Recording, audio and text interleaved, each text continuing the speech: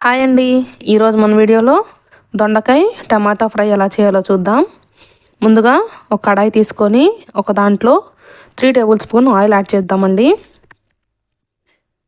మీకు నచ్చిన ఏ ఆయిల్ అయినా పర్లేదు. ఈ విధంగా ఆయిల్ హీట్ అయ్యాక నేను దొండకాయను ముందు శుభ్రంగా కడుక్కొని ఒక 2-3 సార్లు పొడుగ్గా కట్ చేసి పెట్టుకున్నానండి. అందులోకి ఒక 2 టమాటాలు, ఒక ఉల్లిపాయ చిన్న చిన్న సైజులో కట్ చేసి పక్కన పెట్టుకున్నాను. ఈ విధంగా ఫ్రై చేస్తే త్వరగా ఫ్రై అవుతుంది, బాగుంటుందండి. తినేటప్పుడు కూడా కర్రీలాగా కూడా కలుపుకోవచ్చు. మొత్తం ఫ్రై లాగే కాకుండా కర్రీలాగా కూడా బాగుంటుందండి. ఈ విధంగా దొండకాయలు ఫ్రై ఆయిల్ కట్ చేసుకున్న తర్వాత ఆయిల్ హీట్ అయింది కదండి. ఆయిల్ హీట్ అయిన తర్వాత దాంట్లో పోపు దినుసులు యాడ్ చేస్తున్నానండి. కాస్త పచ్చెనగపప్పు, ఆవాలు, మీకు ఇష్టమైతే జీలకర్ర యాడ్ చేసుకోవచ్చండి. ఈ విధంగా ఫ్రై అయిన తర్వాత ఇందులోకి 1 ఆనియన్ అండి, మీడియం సైజ్ ఆనియన్ని సన్నగా కట్ చేసి వేసుకున్నాను. ఇవి కూడా కాస్తంత ఫ్రై అయిన తర్వాత శుభ్రంగా కడుక్కున్న కరివేపాకు అండి, నీట్గా కడుక్కొని వేసుకోండి. మట్ట అనేది ఉంటుంది, దుమ్ము అనేది ఏమన్నా నీట్గా క్లీన్ అయిపోతాయి. ఇలా కరివేపాకు కూడా ఫ్రై అయిన తర్వాత టమాటాలతో పాటు దొండకాయలు కూడా ఒకేసారి యాడ్ చేస్తున్నానండి. చూడండి, నేను 2 మీడియం సైజ్ టమాటాలు తీసుకున్నాను.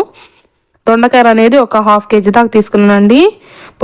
మరీ పొడుగ్గా ఉన్నప్పుడు మధ్యలో కట్ చేసి సన్నగా తరుక్కుంటే సరిపోతుందండి.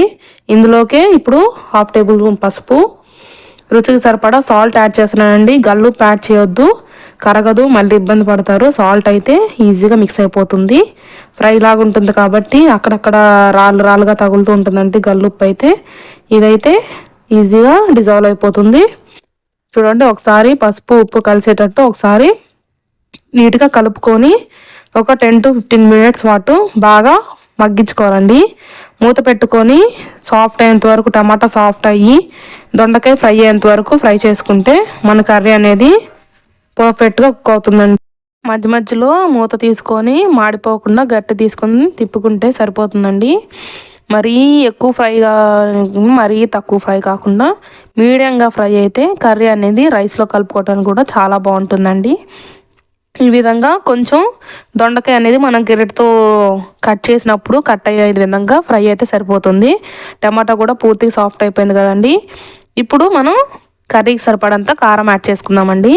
మీ మీ చాయిస్ తగ్గట్టు ఎంత కారం తినగలరో అంత కారం యాడ్ చేసుకొని వెంటనే ఆఫ్ చేసేసుకోకుండా ఒకసారి తిప్పితే మన దొండకాయ కూర అనేది పర్ఫెక్ట్గా రెడీ అయిపోతుందండి. చపాతీల్లోకి, రైస్లోకి, అన్నిట్లోకి చాలా బాగుంటుందండి. పక్కన రసంలో కూడా చాలా బాగుంటుందండి. మీకు తప్పకుండా నచ్చుతుంది. ఈ వీడియోగా నచ్చితే లైక్ మరియు సబ్స్క్రైబ్